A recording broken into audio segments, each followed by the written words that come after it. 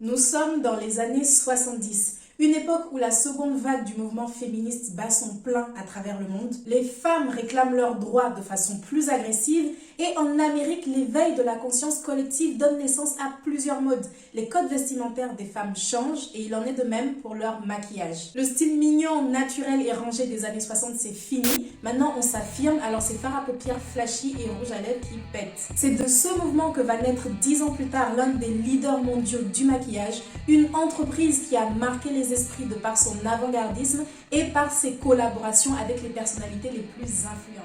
Tout de suite, je vous propose de découvrir l'histoire de MAC Cosmetics. Salut, c'est Josiane, je suis entrepreneur, j'ai créé Iwalewa, la marque de cosmétiques Made in Africa. Ici, je partage mon parcours afin de bâtir une communauté où nous pourrons évoluer tous ensemble en productivité, self-esteem et business. Vidéo spéciale aujourd'hui, installez-vous confortablement, sortez les popcorns, je vais vous partager comment est née la marque de cosmétiques MAC et les événements qui l'ont mené au succès fulgurant qu'on lui connaît aujourd'hui. Et pour ça, on va devoir revenir à une époque de discrimination sociale, d'homophobie, de révolution. À la fin, vous allez kiffer 2022. En tout cas, j'espère que ça va vous plaire. Tout de suite, on démarre. C'est donc dans le début des années 70 que se rencontrent Frank Toscan et Frank Angelo. Le premier est make-up artiste et photographe, le second est propriétaire d'une enseigne de salon de coiffure unisexe. Ils tombent amoureux et se mettent ensemble. L'homosexualité n'est plus passible de la peine d'emprisonnement au Canada. Les homosexuels aussi sont en pleine révolution. Vraiment, les années 70 là, on se lâche. Mais pas trop quand même parce que la thérapie par électrochoc est toujours pratiquée. Donc si vous vous affichez trop, on vous envoie les décharges électriques, c'est pas non plus 2022. Mais soit, plus que dans la sphère privée, c'est sur le plan professionnel que nos deux compères vont faire parler. Effectivement, tous les deux déplorent l'univers des cosmétiques de l'époque qui peine à répondre aux besoins de leur société nouvelle. Le mouvement féministe bat son plein, le maquillage disco et osé est à la mode, mais les produits de l'époque donnent du fil à retordre à Frank Toscan en particulier, puisque quand il fait ses shootings photos, le maquillage des modèles ne résiste absolument pas à la chaleur ni à la longueur des shootings. Le peu de teintes qu'il y a sur le marché, elles se voient même pas à la caméra, alors qu'on est censé vivre une époque de rébellion, d'anticonformisme. Ça doit péter la couleur, quoi. Mais c'est seulement plus tard, dans le début des années 80, qu'il se dit non mais là c'est bon, j'en ai marre, je ne trouve pas ce que je veux, alors je vais créer mes propres produits. Oui, comme nous tous encore aujourd'hui. Frank Toscan demande alors de l'aide de son beau-frère qui est chimiste et ensemble ils confectionnent leur tout premier rouge à lèvres un peu couleur saumon. Et là Frank il est juste refait parce qu'il dira que c'est le premier rouge à lèvres dont la couleur est la même et dans le tube et sur les lèvres. Rien que ça, c'était déjà une avancée de fou. De là, il développe 23 autres teintes de rouge à lèvres, ainsi que des bases, des poudres. Et avec Frank Angelo, ils se disent, non mais là, c'est beaucoup mieux que la majorité des produits qu'il y a sur le marché actuellement. Vas-y, on va les vendre à nos amis photographes qui galèrent comme nous. C'est là qu'il lance la Makeup Art Cosmetics, une marque de maquillage exclusivement réservée au monde de l'audiovisuel, donc la photographie, le cinéma. Ils commencent à se faire un nom dans ce milieu professionnel puisque leurs produits sont réclamés pour les tournages, pour les défilés, justement parce qu'ils sont longue tenue. Mais très vite, leur renommée va dépasser ce public de professionnels puisque les mannequins qui ont été maquillés avec les produits MAC reviennent demander à Frank Toscan les mêmes produits pour leurs sœurs, leurs amis, etc. Et c'est comme ça que petit à petit et par le bouche à oreille uniquement, MAC devient mainstream. C'est en 1985 que nos deux Frank ouvrent leur première boutique destinée au grand public. Ils décident de se placer dans un quartier gay de New York et très vite leur boutique va devenir le petit repère de drag queen et autres personnalités publiques qui aiment traîner dans les clubs. Bref, chez MAC c'est une ambiance de folie. On célèbre la beauté dans toute son excentricité et ça plaît de fou. C'est un tel phénomène que les stars s'en mêlent et même les plus inattendus. Petite avancée dans le futur, nous sommes en 1990. Une pop star est en plein apogée. On ne parle que d'elle, de sa personnalité sulfureuse, mais surtout de sa prochaine tournée qui promet d'être iconique. Jean-Paul Gaultier lui-même est dans la place pour lui confectionner ses tenues de scène, dont un corset qui va très vite devenir emblématique. Et pour compléter son look, il lui faut le maquillage parfait. Celui qui va tenir toutes ses danses endiablées, toute la sueur, toute la chaleur, etc., etc. Vous l'aurez deviné, ou pas, je sais pas.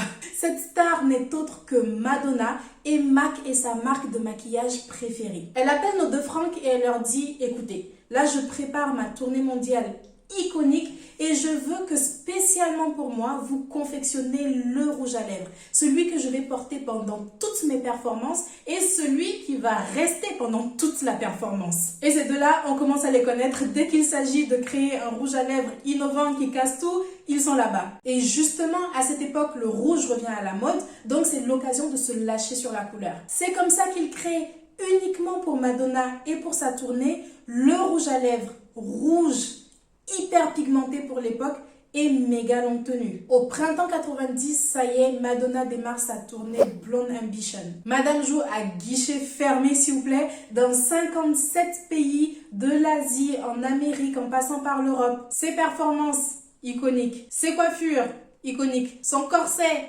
iconique. Son rouge à lèvres, iconique. C'est la folie quand elle apparaît avec un style pin-up blond platine à la Marilyn Monroe et un rouge à lèvres hyper vif qui vient contraster son look. C'est un succès aussi phénoménal que controversé. Madonna sur scène est au summum de la provocation à tel point que le Vatican lui interdit de mettre les pieds à Rome. À Toronto, on la menace plusieurs fois de la foutre en prison si elle n'arrête pas ses bêtises sur scène. Mais peu importe, pour Madonna, ce n'est que de la pub. Elle est au sommet, tout le monde ne voit qu'elle, tout le monde ne parle que d'elle et tout le monde se demande mais c'est quoi son rouge à lèvres qui casse tout? Bien sûr, c'est le Russian Red de MAC qui est bien obligé de le commercialiser parce que tout le monde en veut. Nous sommes en 1990, presque 10 ans après les débuts de la marque. Plus que jamais, MAC fait sensation et ce n'est encore que le début. En 1991, seulement un an après le début de la tournée de Madonna, le succès de MAC est tel que la marque compte maintenant plus de 100 boutiques en son nom. La stratégie de distribution est extrêmement cohérente avec l'identité de la marque. Le positionnement se veut plutôt haut de gamme, mais surtout exclusif, parce que quand même, à la base, on crée des produits pour les stars. Donc, vous ne pouviez trouver des produits MAC que si vous alliez dans une boutique MAC, pas à Carrefour ni à Monoprix. Et à chaque visite, on vous offre une expérience premium avec des professionnels qui vous conseillent. Mais c'est important de le dire, MAC, c'est pas que le business, c'est aussi des valeurs très audacieuses pour l'époque, mais aussi bien affirmées. Et en effet, nous sommes maintenant dans une ère qui est marquée par l'arrivée d'un nouveau virus qui fait des ravages depuis la fin des années 70. Il est maintenant près d'atteindre son pic de mortalité et les personnes souffrant de cette maladie sont traitées comme de vrais parias, exclus de la société, on refuse même de les approcher. Ce virus, c'est bien sûr le VIH, encore surnommé à l'époque le cancer gay. Évidemment, nos deux francs se sentent touchés par la situation et ils créent en 1994 leur fondation, la MAC AIDS Fund, pour venir en aide aux victimes. Cette fondation est portée par une campagne très spéciale nommée Viva Glam. Pour l'occasion, spécialement, ils sortent un tout nouveau rouge à lèvres dont l'égérie n'est autre que RuPaul, la drag queen la plus populaire de l'époque, est pionnier dans la représentation de la communauté queer à la télévision. Non pas 50% des revenus de cette collaboration, non pas même 80%, mais 100% s'il vous plaît, des revenus sont reversés pour soutenir les porteurs du VIH. C'est du jamais vu pour l'époque, en plus avec une drag queen noire en égérie d'une marque mainstream. C'est comme ça que MAC se positionne simplement comme pionnier du financement de la lutte contre le VIH. Leur fondation permet d'améliorer la qualité de vie des enfants, notamment vivant avec le virus. Ils lancent également les ateliers Good Spirits qui enseignent aux hommes comme aux femmes comment se maquiller pour atténuer les manifestations physiques de la maladie et pour se sentir mieux tout simplement. Mais la fondation sensibilise également sur la propagation du virus chez les hétérosexuels. Bref, MAC se veut être une marque qui rassemble, une marque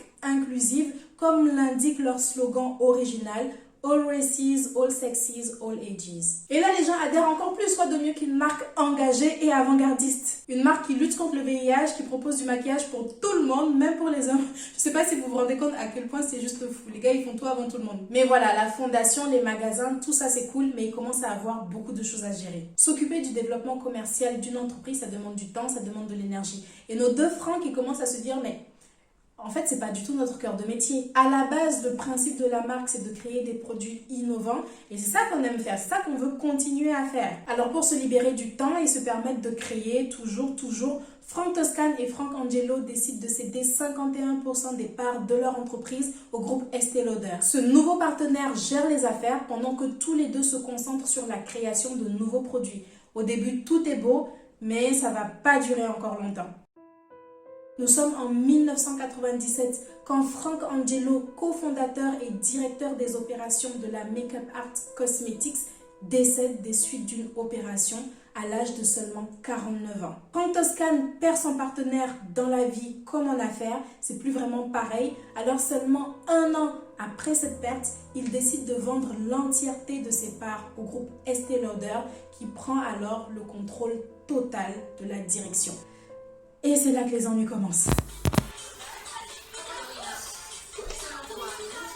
L'acquisition des pleins pouvoirs par le groupe Estée Lauder laisse planer une certaine inquiétude parmi les adeptes les plus fervents de MAC. Est-ce que Estée Lauder va réussir à gérer une marque aussi audacieuse? Est-ce qu'ils vont savoir préserver son unicité, son authenticité? Parce que même si Estée Lauder était une femme de pouvoir visionnaire qui a révolutionné le marché des cosmétiques dans les années 40, c'est pas non plus elle qui allait mettre du rouge à lèvres au drag queen, quoi. Mais surtout, une chose à savoir chez Estée Lauder, c'est que chez eux, c'est la vente, la vente, la vente. Eux, ils sont là pour conquérir tous les marchés. Mais l'expansion a un prix et à force de vouloir être distribuée partout, MAC perd peu à peu de sa superbe et pour un événement en particulier.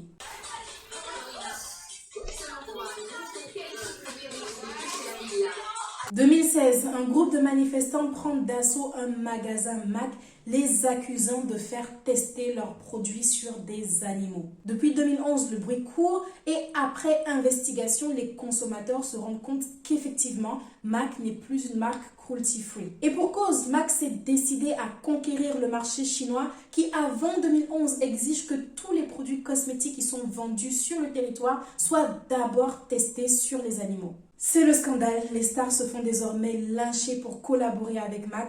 Pamela Anderson, qui autrefois était égérie, se dit ouvertement déçue dans une lettre écrite au groupe Estée Lauder. Et ça, c'est très mauvais pour une marque qui a construit sa stratégie sur la communication par les stars, mais surtout qui a autrefois séduit par son engagement environnemental, éthique et son inclusivité. La marque s'exprimera sur le sujet, mais les arguments qu'elle donne sont très vagues et très peu convaincants. Elle explique qu'une partie de leurs produits seulement est testée sur les animaux pour le marché chinois, mais rien n'y fait, l'image de la marque est déjà entachée, surtout que nous sommes maintenant à une époque où tout va plus vite avec les réseaux sociaux. Ajoutez à ça que dans les années 2000, la marque se réinvente de moins en moins et fait de moins en moins sensation. Mais il faut dire aussi que c'est plus difficile. Dans les années 90, Madonna met un corset et c'est la folie. Dans les années 2000, le soutien-gorge est une tenue de jour. Mais aussi, le milieu de la cosmétique évolue de plus en plus vite. De nouvelles marques font leur apparition et deviennent tendance grâce à Internet. Et même si la marque se classe toujours parmi les leaders du maquillage, il y a quand même 30 ans de succès derrière elle, elle est juste moins hype, il y a de moins en moins de surprises. Plus que jamais, elle a besoin de redorer son image et de réaffirmer sa position d'avant-gardiste, mais très vite, une opportunité va se dessiner. So, what has it really been like 2 years on the path living as a woman? Nous sommes en 2015 quand Caitlyn Jenner, papa de Kendall et Kylie Jenner, annonce vouloir changer de sexe et démarrer sa transition en tant que femme. Elle, anciennement sportive de haut niveau, est l'un des personnages phares de la série Keeping Up with the Kardashians, l'histoire d'une famille riche, populaire, influente et controversée. Alors c'est de toute évidence que lorsque Caitlyn Jenner apparaît pour la première fois sur la couverture de Vanity Fair, le monde est comme passé sous électrochoc. Les gens sont hyper divisés sur la question. Les uns disent non mais encore cette famille de n'importe quoi. Les autres saluent le courage de Caitlyn. Mais peu importe, elle continue son bout de chemin. Elle donne des interviews et sort même un livre qui raconte son parcours. Et peu à peu, qu'on le veuille ou non, elle s'impose comme un symbole de la lutte transgenre. Si vous avez bien tout suivi jusque-là, vous voyez déjà venir l'évidence. Ce genre de star sulfureuse qui s'assume controversée, c'est juste du pain béni pour MAC. En juillet 2016, ils annoncent leur collaboration avec Caitlyn Jenner, avec encore une fois 100% des revenus versés à la cause transgenre. C'est 1,3 million de dollars qui seront récoltés. C'est une belle somme. MAC est content de la collaboration à tel point qu'ils vont la renouveler un an plus tard. Mais il faut le dire, on est loin des dizaines de millions de dollars que la marque récoltait autrefois. Aujourd'hui, il est inutile de préciser que MAC est toujours une marque solide, classée parmi les leaders mondiaux du maquillage. Et si cela laisse à penser qu'elle a encore de beaux jours devant elle, beaucoup prédisent le début de la fin pour une marque qui ne surprend plus et peine de plus en plus à se renouveler face à ses nombreux jeunes concurrents.